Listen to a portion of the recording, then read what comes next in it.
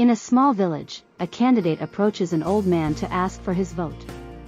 He offers the old man 1,000 rupees and says, "Baba ji, vote for me this time." The old man responds, "Son, I don't want money. If you want my vote, buy a donkey." Determined to get the old man's vote, the candidate sets out to buy a donkey.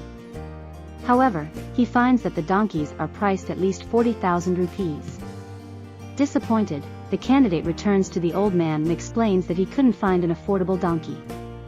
He offers the old man 1,000 rupees instead. The old man responds, "Mr. Chaudhry, don't embarrass me anymore. If a donkey doesn't sell for less than 40,000 rupees, how can you value me at only 1,000 rupees? The old man advises the candidate to vote thoughtfully in the upcoming election and emphasizes the importance of trust and conscience.